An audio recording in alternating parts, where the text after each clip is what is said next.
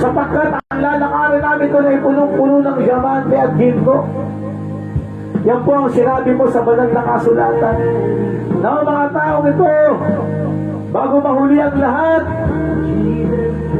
i-surrender na nila ang kanilang mga kayamanan, ipamahagi nila ito, sapagkat hindi mo makakapasok sa area ng milyonaryo. Ang sabi mo nga, Panginoon, sa isang mayaman ay mabuti pang makapasok ang kamelyo sa isang butos ng karayong kaysa isang mayaman. Dito mo ang parabola na to, ang talinhaga na to, dito mo sinasabi na walang milyonaryo makakapasok sa langit, sapagkat Israel ay nag-impok ng kayamanan sa kanilang mga sarili, sa kanilang mga sariling bangko, nagpagawa pa ng bangko ang mga taong ito. Hindi naman masama maging milyonaryo, mayaman, subalit masyado nilang kinakamkam, masyado nilang sinasarili ang mga pera ng bansang ito at ang bundok ito. Sa kanilang umiikot ang mga dolyares, ang mga pera. At ngayon naman po may pinapatumpok silang Bitcoin. Panginoon, pag nagkaroon ng Bitcoin, ay lalo nilang monopolyado, kontrolado ang mundong ito. Pag mo po hayaan na maghari ang Bitcoin, ang plano ng mga magbilyonaryo o magkaroon ng Bitcoin upang lalo nilang kontrolin ang mga tao sa mundong ito, na kapag walang Bitcoin ay hindi makakapamili, hindi makakapunta sa eskwelahan, hindi makakapunta sa ospital pag walang Bitcoin. Dalangin po natin, ito isang panukala ni Satanas, bahagi ng 666, ang bahagi ito ng Bitcoin, upang magkaroon ng lahat ng gagastusin ng mga tao ay naka-record sa CIA, naka-record sa IMF, naka-record sa mga bilyonaryo sa mundong ito. Magpupunghayaang maghari ang Bitcoin, sapagkat pagka ganito, isa na lang ang currency sa mundo. Wala nang currency ang bawat bansa, wala nang pesos, wala nang dolyares, wala nang lapad. Ang magiging currency na lang ng lahat ng tao ay Bitcoin. Ito ay isang pagmomonopolyo, isang pagpakontrol sa buong mundo sa mga tao. Nawa mo paghariin, magpupunghayaang maghari ang Bitcoin, ang currency Bitcoin, sapagkat mawawala po ng kabuluhan lahat ng currency ng bawat bansa. Mawawala ng kabuluhan ng mga euros, dollars, pesos, lapad, wala na magkakalo, dinaryo, wala na. Ang magiging currency na lang po ng Panginoon ng mga bumundo ay Bitcoin. Ito po ang malagim, kahindig-hindig na plano ng mga bilyonaryo para lalo nilang makontrol ang mga tao sa mundong ito. Walang pwedeng magkontrol sa amin kung ikaw lamang, Panginoong Jesucristo na aming Diyos. Marunong mabigyan ng kaalaman, karunungan, extraordinary divine wisdom, extraordinary divine knowledge, kaming mga lingkod mo, to expose the lies of the billionaires and the millionaires, to reveal the truth, of your kindness, of your goodness, Lord Yeshua, our Savior, our Divine God. All glory and honor, praise and worship, powers is yours, Lord Yeshua, our Savior, our Divine God. Dalangin po namin, Panginoon, patuloy mong paupain ang mga galit, estilo ng Israel. Hanggang ngayon may gera pa po sa Gaza, sapagkat galit na galit ang bansa ang mga Hudyo, sapagkat pati mga sanggol ay sinunog ng mga Hamas. Panginoon, nalalaman mo po ang nangyari, ang karumal-dumal, ang kawalang hiya ng mga Hamas. Kaya hanggang ngayon hindi umuhupa ang galit ng mga Hudyo. Hanggang ngayon ginigera ang Gaza, pati Iran ay nadamay na. Pahupain mo po ang galit ng mga Hudyo, ng iyong lahi, ng iyong panganay na anak. Nawa magkaroon po ng kapayapaan, great peace, great joy sa Middle East, Panginoon. Dalangin din po namin, Panginoon, na maghari ang iyong walang kabutihan, kagandahan loob ang iyong pag-unawa. Nawa magkaroon ng unawa ang mga bata sa mga matatanda, sa mga senior. Dahil ang mga bata ngayon, iba na ang sibol, hindi na pinapalo dahil binawal. Isang batas na ginawa. Isang batas na walang kabuluhang batas na ginawa ni Pangilinan na naging protection, naging shield ng mga bata, na hindi mo pwedeng paluin ang mga bata 12 to 18 years old. Magkakaroon ka ng kaso. This is the made by shield by the children. Kaya hindi makagawa ng mga pagdidisiplina ang mga magulang, ang mga batas. Dahil sa batas na to na walang kabuluhang batas na to. Naisip unggoy, naisip kuneho ang Pangilinan na to. Dapat to ay ma-rectify ang batas na to. Mga bata ngayon, Panginoon, hindi na marunong gumalang sa matatanda. Wala nang ganang dahil sa YouTube, dahil sa Instagram, dahil sa Facebook. Yung mga panukala ng mga tao sa Facebook, panukala ng tao sa Instagram, sa YouTube, ayun ang pinaniniwalaan nila. May isang pinakalat si Satanas. Ang sabi ni Satanas, pag napag-aaral mo na ang anak mo, pag pinag-aaral ka na ng nanay mo, ay pwede ka na kumawala sa kanila, pwede mo silang hindi supportahan. Ito'y kumakalat sa Facebook, sa YouTube, sa Instagram. Ito'y galing kay Satanas, galing sa ilalim ng impyerno. Ang paniniwalang ito, ang ugnayan ng mga tao, ng kanyang mga pamilya, ng kanyang mga magulang sa anak, ay walang hanggan. Kaya sinabi ng Panginoon sa Ephesians 6:1-3, igalang niyo ang inyong mga magulang, ang inyong mga ina at ama, sapagkat ito'y pangako na may kalakip na utos. Pagpapalain ka, pasasaganain ka, pahabay ng buhay mo, igalang mo ang iyong mga magulang, ang iyong mga matatanda. Kayong mga tao, mga bata ngayon na hindi ginagalang ang matatanda, nagkakaroon na ng sumpa sa kanilang pamilya, ang kanilang mga anak nagkakasakit, nagkakalukong-lukong ang mga hanap buhay, nagdidisgrasya. Dahil ang mga paggalang ang di paggalang sa matatanda, sa magulang ay may kaakibat na sumpa. Sumpa ng problema, struggle, sakit, karamdaman, sapagkat sinabi ng Panginoon, igalang mo ang iyong ama, ina at lahat ng matatanda. Kaya yung mga bata nagkakasakit, tinatakbo ka agad sa ospital, hindi na nalalaman, dinadaya sila ng diablo. They are deceived by the devil, of the scheme of the devil, to dishonor, dishonest the old, the elders. Kaya ang sumpa ay nagpananatili sa kanilang tahanan, kaguluhan, sakit, karamdaman. Hindi nila ginagalang ang kanilang mga matatanda, ang kanilang pamilya. Ang sabi ng Bible, magmahalang kayo. Ngayon, dahil sa turo ng Katoliko, ang lahat ng nangyayaring kaguluhan sa mundong ito ay nagturo sa kinagistan nating reliyon. Hindi sila nagturo ng tama, hindi sila nagturo. Puro ligo, tinuro nila purgatorio, prosesyon, limbo, pagpapano sa mga pare.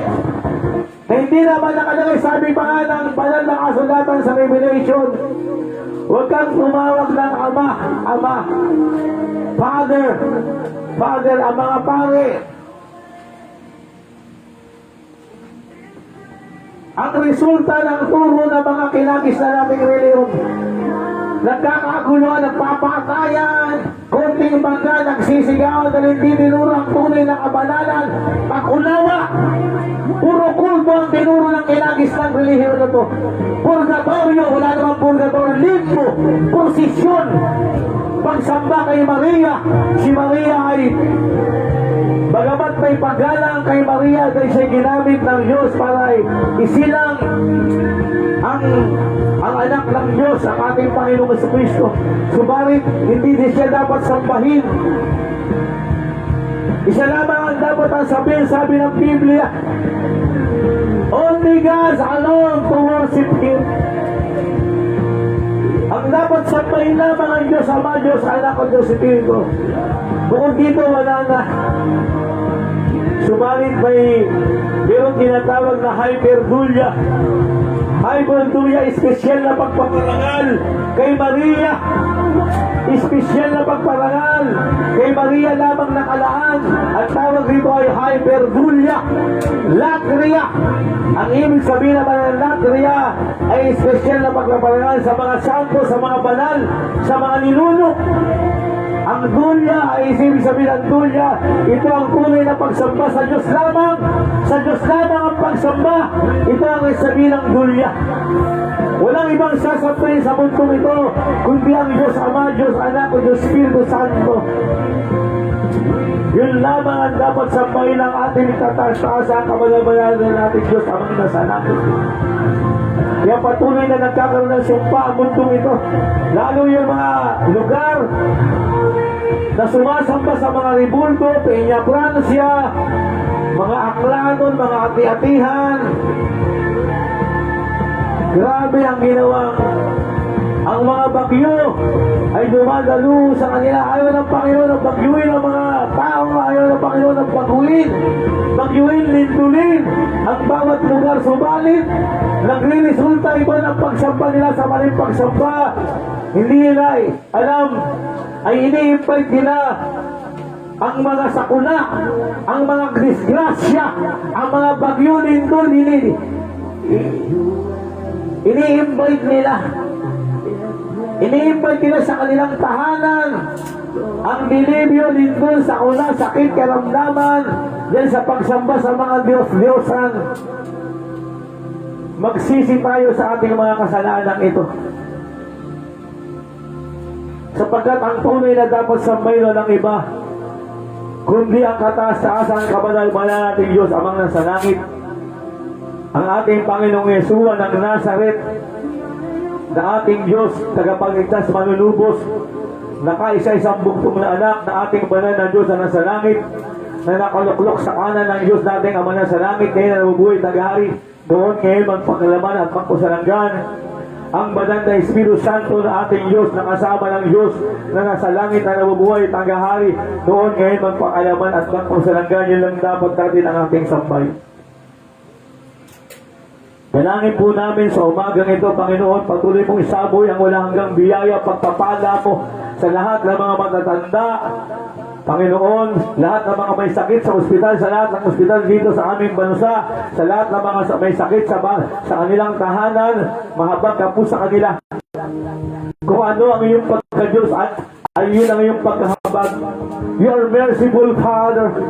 Kung ano ang iyong pagka-Diyos ay yun ang pag-ibigay ng kaganingan. Walang makakaharap lang ang pati yung pinagaling ang tao kahit hindi siya uminom ng gamot.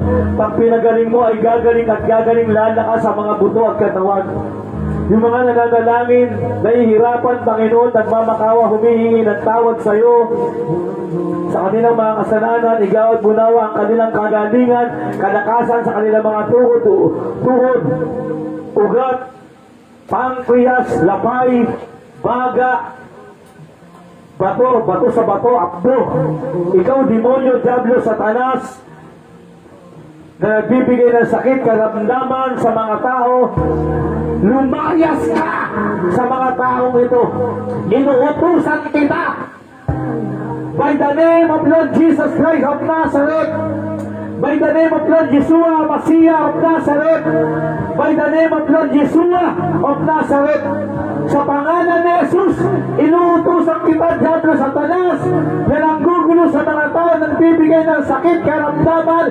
Inutusan kita, diablo, satanas, inutusan kita, diablo, satanas. Lumayas ka sa mga taong ito. In the name of Lord Jesus Christ of Nazareth. In the name of Yeshua HaMashiach of Nazareth. In the name of Yeshua HaMashiach of Nazareth. In the name of Yeshua of Nazareth. In honor of Jesus Christos Nazarayos. Sa pangalan ni Jesus, in Jesus' name. In Jesus' name. In Jesus' name. In Jesus' name. In Jesus' name. In Jesus' name. In Jesus' name. In Jesus' name, In Jesus' name. In Jesus' name. In Jesus' name. In Jesus' name. Amen, amen, and amen. Amen, amen, and amen. Amen, amen, amen. Amen, amen, amen. Amen, amen, amen. Amen, amen, amen. Amen, amen, amen. Amen, amen, amen. Amen, and amen, and amen. Amen, and amen, and amen. Amen, and amen, and amen. Amen, and amen, amen. Amen, and amen, and amen. Amen, and amen, and amen. Amen, and amen, and amen. Amen, and amen, and amen. Salamat po. Dakilang Diyos, binigyan mo kami ng kapangyarihan ng mga lingkod mo. Ang sabi mo, Panginoon, sa Marcos 16:16 at 18, ang sino man mahipo namin mga kamay namin ay gagaling. Makapagpapalayas kami ng mga demonyo, ng mga masamang espiritu, ng diablo ni Satanas, kaya namin palayasin sa mamamagitan ng makapangyarihang pangalan mo, Panginoong Yeshua ng Nazaret, namin yun tagapagligtas. Ito'y pribilehiyo ng mga lingkod mo, ng mga apostol, propeta, evangelist, pastor, and teacher. Alam ka mga mananampalataya sa iyo, Panginoong Yeshua ng Nazaret, namin Diyos tagapagligtas, at nag-iisang bugtong na anak, naming damo sa iyo, damo sa ulit na nakaluklok sa kanan ng Diyos namin, ang nasahin kayo, na buhay tagarin noon, ngayon palang sakit, ay kaya namin gawin ang mga bagay na to. Kaya namin gumawa na ng mga himala, kababalagan, signs and wonders. Kaya namin magpropesiya. Kaya namin magsaway ng mga lindol, bagyo. Kaya namin magpatigil ng mga ulan. Sapagkat ito ang binigay mong kapangyarihan, anointing sa mga lingkod mo sa kapanahunan ito.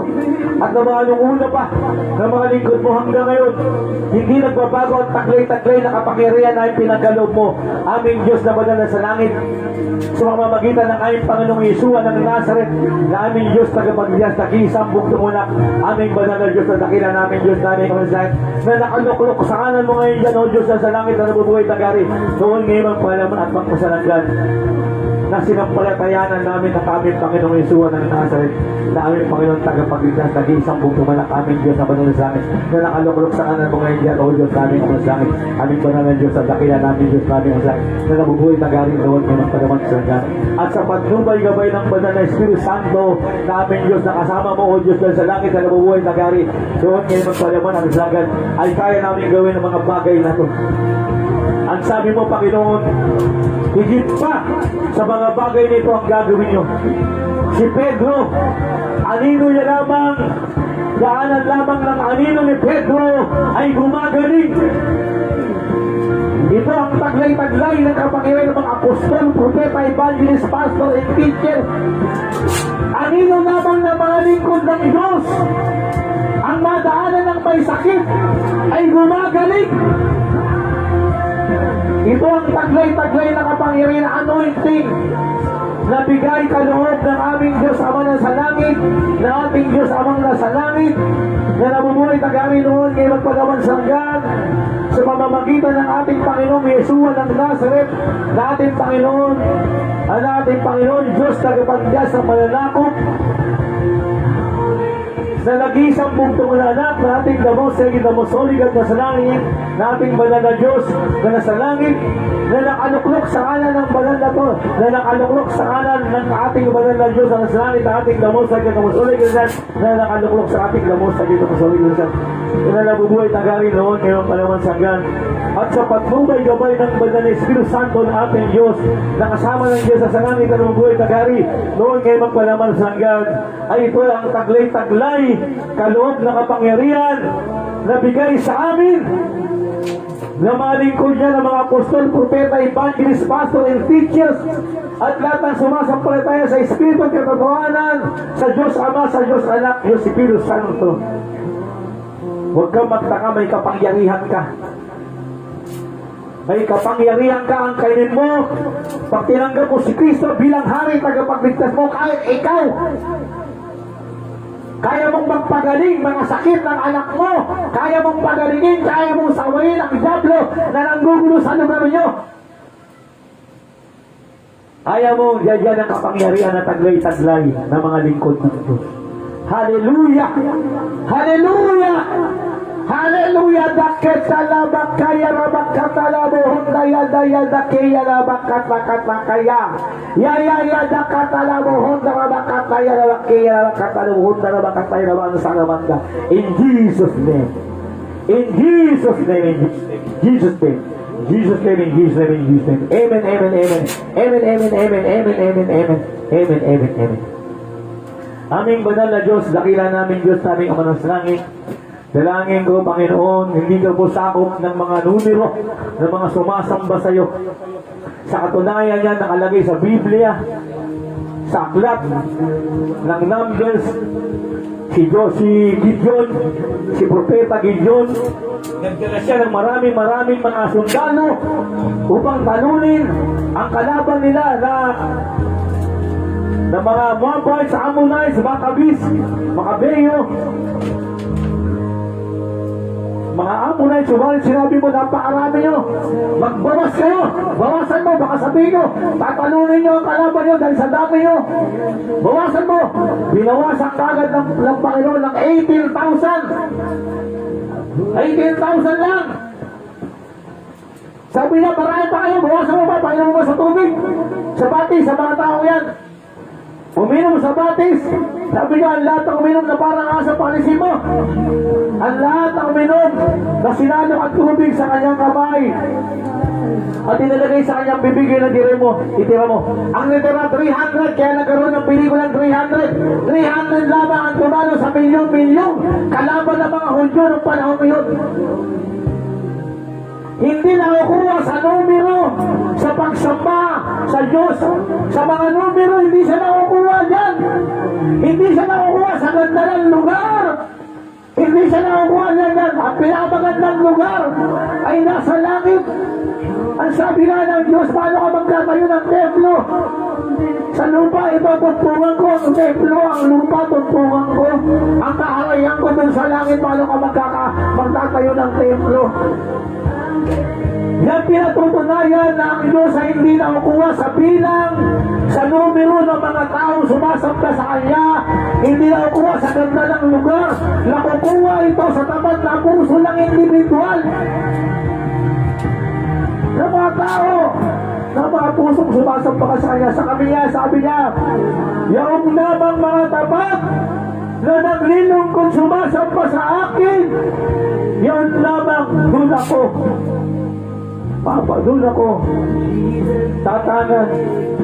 Sabi niya, may dalawa lamang o tatlo na sasamba sa akin. Higit sa sapat na. Diyan pinatutunayan ng Biblia ng banal na Diyos na nasa langit, ng Diyos Panginoong Jesucristo, na kaisa-isang buktong na anak na ating gamos sa higit mamusuligad na sa langit, na nakaluklok sa kanan ng Diyos nating Ama na sa langit, kaya nabubuhay tagarin doon ngayon panahon sa God ng Holy Spirit, agad na ating Diyos na kasama ng Diyos sa langit na uwi doon ngayon panahon sa God. Isang pinatutunayan na hindi nakukuha sa bilang, sa ganda ng lugar ang Diyos. Nakukuha ang Diyos sa tapat na puso ng taong sumasamba ng bawat individual sa Kanya.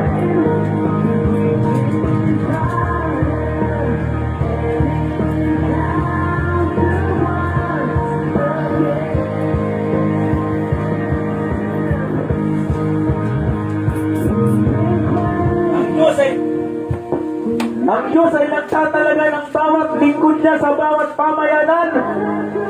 Ito'y hindi aksidente.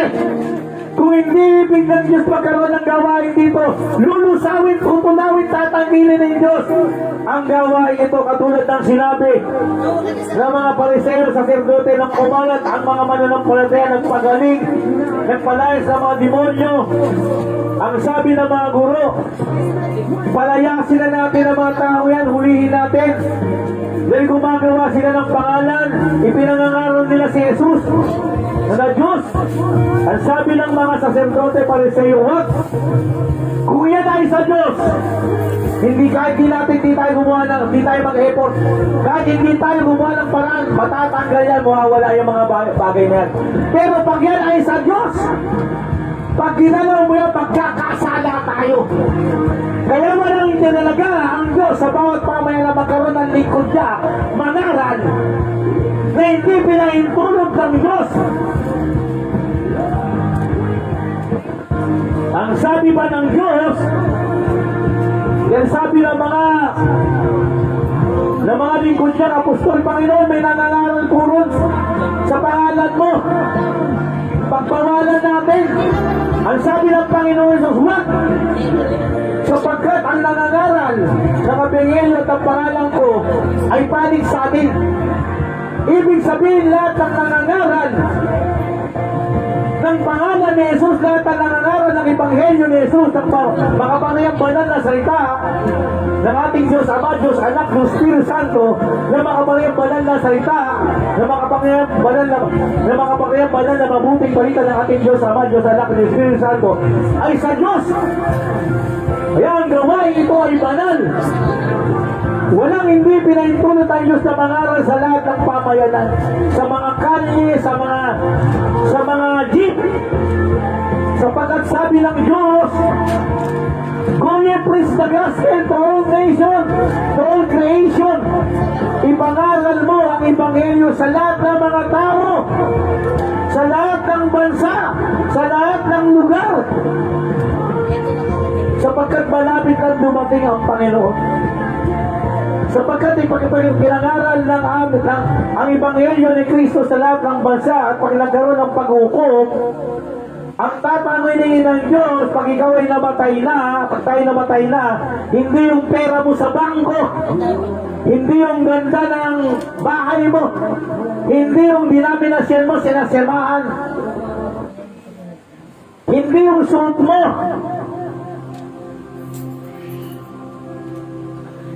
hindi yan ang tatanungin ng Diyos. Tapat ka ba? Tapat ka ba? Sapagkat sasabihin ng Diyos sa mga tapat na naglilugod sa Kanya, job well done, my good and my faithful servant. Sabi niya, well done. Sabi niya, kinagagaling kita, mabuti at tapat kong lingkod. Yun lamang ang makakapasok sa karya ng Diyos, mabuti at tapat na lingkod. Paano tayong magiging mabuti? Mapagmahal sa kapwa, magalang. Hindi sakim. Hindi gahaman sa kayamanan.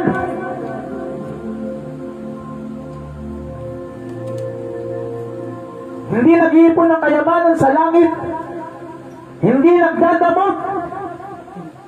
Mahal niya ang kanyang mga pamilya, ang kanyang lahat ng mga tao. Sinasaway niya ang mga mali.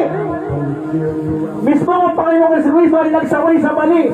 He intervened the Pharisees in the scribes. Sa mali nilang pananampalataya, ini-intervene niya, nakikialam siya. Kaya mga lingkod niyan Diyos ay nakikialam, may karapatang makialam sa mga tao na nanggugulo sa kanyang pamayanan. Sapagkat ito ay kapangyarihan na binigay ng Diyos sa aming mga lingkod niya. We must intervene. Dapat tayo makailam sa mga taong nanggugulo sa mga buhay natin para hindi sila mapahamak. Pakikialam na may kabanalan, ituturo ang tunay na aral ng Diyos. Sapagkat hindi sila nakinig, they continue to reject, they continue to deny the divine word of God, they continue to reject, they continue to deny the gospel of our Heavenly Father, our the most holy God, the Son, Lord Jesus, our Savior, our Lord God, na kayo sa isang bugtong natin, na anak natin, the most holy God, the most holy God, na sa langit, ng Holy Spirit, our God, ating Diyos. Pag hindi, they continue to deny, reject, ang pinangangaral ng mga apostol, propeta, evangelist, pastor, teacher, ay kung di man sila makaranas ng sumpa sa kanilang mga tahanan, mga trabaho, kanilang buhay, ay magbabayad sila sa kanilang pagkamatay. Sa impyerno sila mapupunta. Kaya kalat-kalat ang mga evangelist ngayon, mga ngaral, kahit sa nga magpunta may nangangaral sa lahat ng sulok. Sapagkat sa impyerno ay hindi 1,000, hindi 1,000,000, Hindi 1,000,000,000, hindi 1,000,000,000. Yun ay habang panahon ng pahirapan, ng uod, ng alay.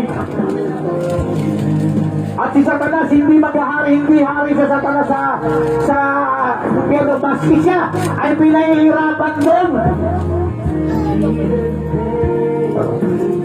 Pare-parehas kayong pahirapan pag ikaw ay continue to reject, to continue to dishonest, dishonor the servant of God, the man of God in this place, the curse, the sumpa, illness, kaguluhan ay darating sa iyong pamilya. Kaya mabuti pa, magpadali ka, magsisi ka, lumuhod ka, humingi ka ng tawad sa Diyos. Humingi ka ng tawad sa ginawa mong paglapastanganan sa Kanya na ating Diyos. Diyos Ama, Diyos Anak, Espiritu Santo at sa Kanya mga lingkod. Sapagkat sa Biblia, may isang nambastos na bata kay Elijah, pinakain niya sa oso ang mga batang ito. Pwede po kami maglagay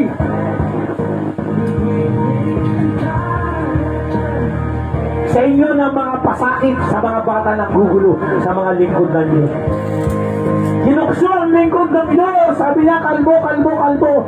Yung mga batang ito'y pinakain niya sa oso ang mga lingkod. Sabi ng lingkod, kainin mo yan oso. Kinain ng mga bata ng oso. Gawag, magtaka ka, bakit puro sumpa, galit, kaguluhan na nangyari sa pamilya mo? Baka may binabastos kang lingkod ng Diyos. Yan na nagtatanggol sa amin ay ang Diyos, ang Panginoong Isus, ang banal na Espiritu Santo na aming Diyos, na kasama ng Diyos na nasa langit na nabubuhay tagari. Noon ngayon magpalaban sa kalaban mo ang Diyos. Mahirap kalaban ang Diyos. Maging kalaban mo na ang lahat, wag lang ang Diyos. Napakahirap kalaban ang Diyos na nagpapagaling, nagbibigay ng papala at tagumpay. Mahirap kalaban ang Diyos.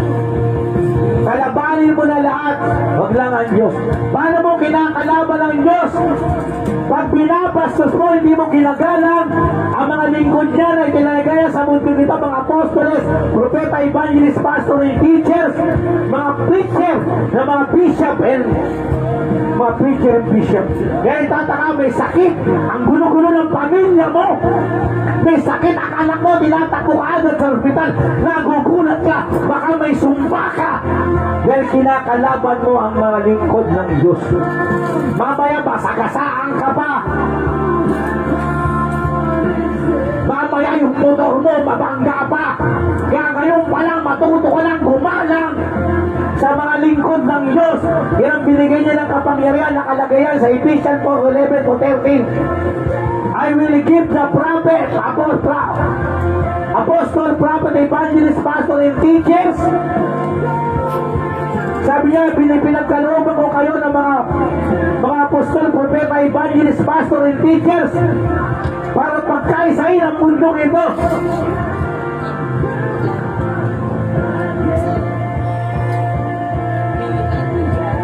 Kaya manahimik ka na. Dahil pag ang Diyos na ang kinalaban mo para ipagtanggol, sabi niya, do not rebel, sabi niya sa mga lingkod, do not rebel. Gagawin kay Ismael, wag ka magiganti sa akin ang pagiganti. Kaya baka nagugulat ka, puro kaguluhan, away na, sakit, karamdaman, baka madisgrasya ka ba, aksidente ka ba. Ngayon pa lang, hindi mo kaya sagkain ang saway ng Diyos. Walang pwedeng mo sumangga sa saway ng Diyos. Ngayon pa lang makipagkasundo ka na sa Diyos, humingi ka ng tawad, magsumamo ka, patawarin ka dahil binangga mo ang mga lingkod ng Diyos. Sa Diyos ka nagkakaasala, hindi sa amin. Dahil ang nagbigay, nagkaloob sa amin ang ganitong gawain ay ang Diyos. Kaya kung nagkasala ka sa mga lingkod ng Diyos, sa Diyos ka nagkakasala, magmadali ka. Baka dumating yung panahon, patayin ka na, mamatay ka na. Dahil sa katigasan ng ulo mo. Subalit nasa biyaya tayo ng Panginoon. Andun ang pagpapatawad niya. Humingi tayo ng tawad. Simple lang ang paghingi ng tawad. Di ka na pupunta sa pare. Wala naman nakalagay. Pero sabi niya, sa 1 John 11 sabi niya, kung ipapayag lang yung mga labi, nahingi ka ng tawad sa Diyos, ay nakatitirang patatawarin ka ng Diyos. Sarili mo lang, kahit dyan sa sulok, humingi ka ng tawad, humingi ka, patatawarin ka ng Diyos, at pagpapalain ka. Ang Diyos hindi madamot. Kaya nagpunta rito ang ating Panginoong Yeshua ng Nazareth, nagkagawang bagos upang pagpalain ka, pagtagumpayin ka, pagalingin ka. Subalit kung patuloy na magiging matigas ang ulo mo, mayabang ka, at alam mo kung sino ka, hindi ka tatabla ng bala ni karayom. May mga namatay sa karayom lang, namatay. Sa bingisan, binato ng bigas, humilag. Eh may pako sa kanyang gilid, tumagos yung ulo sa pako, patay. Hindi tayo pwedeng magmalaki sa Diyos, mamaya lang paglalakad mo dahil sa katigasan ng ulo mo, madulas ka, makaapak ka ng sakit, bumagi ka ulo mo. Mamatay ka o kaya komatos ka.